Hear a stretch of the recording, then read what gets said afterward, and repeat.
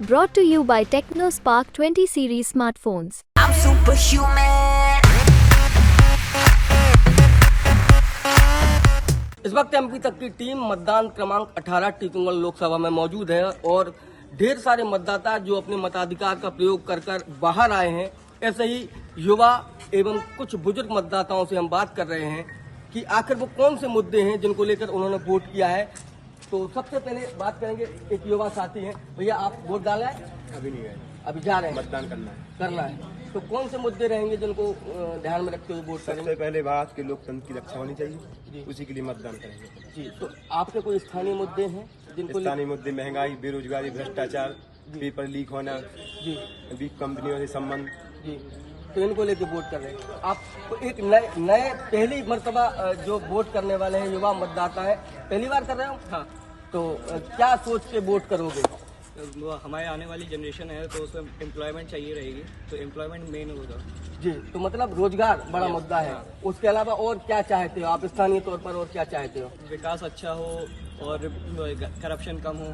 जी, तो मतलब भ्रष्टाचार है, आपको लग रहा है? भ्रष्टाचार है, कुछ जगहों में है।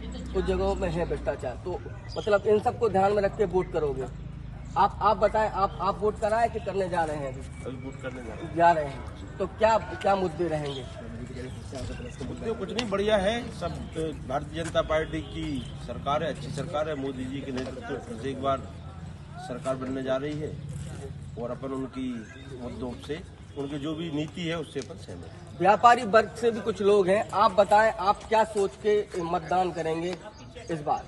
श्रीमान जी, हम तो ये चाहते हैं कि व्यापार बढ़े, टूरिज्म बढ़े जी, और जो यहाँ पे अभी तक जैसे कि कोई ट्रेन नहीं रुकती यहाँ पे, जी, तो हम ये चाहेंगे यहाँ पे अच्छी जो ट्रेनें हैं वो भी रुकें। जी, और चूंकि ये छोटा सा गांव है तो यहाँ पे रामलोक ला दिया उनने, तो रामलोक से जो विस्थापन हो रहा है, दुकानों को निर्माण हो रहा है अलग अलग जगह पे, तो वो भी मार्केट भी हट रहा है, तो उससे भी थोड़ा फर्क पड़ता है। तो हम तो ये चाहेंगे कि कुछ चीजें ऐसी हो पारदर्शिता तो में। क्या इन्हीं सबको सोच के आप वोट करोगे? जी हाँ, ट्रेन रुकना चाहिए कुछ, और रामलोक का जो ये जो निर्माण है इसको पारदर्शिता में लाना चाहिए। जी, जी, आप बताएं, आप वोट करने जा रहे हो, क्या सोच के, क्या किन मुद्दों को वोट करोगे? 15 साल से भारतीय जनता पार्टी की सरकार है। मेन मुद्दे हैं विकास का। विकास के मुद्दे से भारतीय जनता पार्टी कोसों दूर है। धार्मिक उन्माद फैलाने में भारतीय जनता पार्टी पास है। बेरोजगारी, भ्रष्टाचार, ये जो है ये चरम पे है। आने वाली जनरेशन के लिए रोजगार के नाम पे जो युवाओं को जो ठगा गया है, उसको देख के हम मतदान करने के लिए यहाँ आए।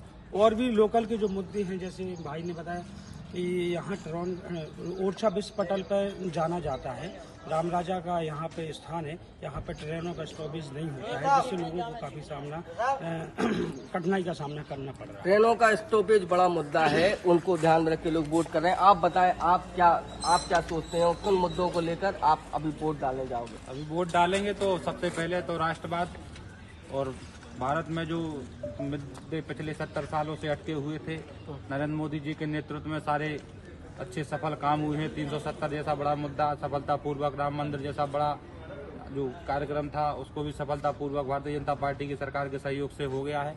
तो ऐसे तमाम मुद्दे हैं जिससे भारतीय जनता पार्टी ने और नरेंद्र मोदी जी के नेतृत्व में जो काम किया है उससे देश पटल पर भारतीय जनता पार्टी के सहयोग से नाम हुआ है भारत का, और आज भी भारत तरक्की कर रहा है। रोड तो मतलब मोदी जी के विकास को ध्यान में रखते हुए आप वोट मोदी जी के विकास को ध्यान में रखते। टैक्सी यूनियन के अध्यक्ष हैं, आप बताएं, आपके क्या मुद्दे रहेंगे जिसको देख के आप वोटिंग करोगे आज?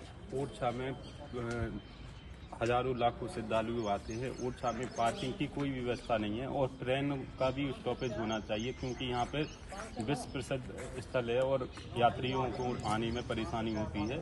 इसलिए ट्रेनों का और पार्किंग का विशेष ध्यान में रखते हुए वो होना चाहिए। ट्रेन और पार्किंग को ध्यान में रखते हुए वोट करेंगे ये। और आप बताएं, आपका क्या मुद्दे रहेंगे? निश्चित तौर से यहाँ पे 10 साल से यहाँ पे केंद्रीय मंत्री हैं, लेकिन यहाँ पे विकास के नाम पे एक भी पत्थर उनके नाम का नहीं लगा है। यहाँ पे विकास होता नहीं है, इसलिए बदलाव मंत्री और सांसद को बदल के नए उसको लेके आएंगे सांसद को, जिससे आप हमारे टीकमगढ़ लोकसभा का विकास हो। यहाँ विकास के नाम पे इनके एक पत्थर नहीं है, इनने कोई विकास नहीं किया, बदलाव है।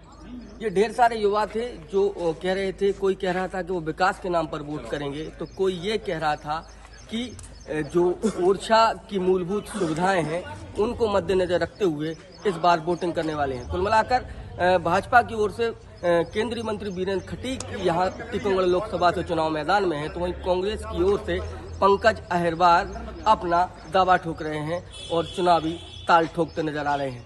मयंक दुबे, MP तक, निवाड़ी।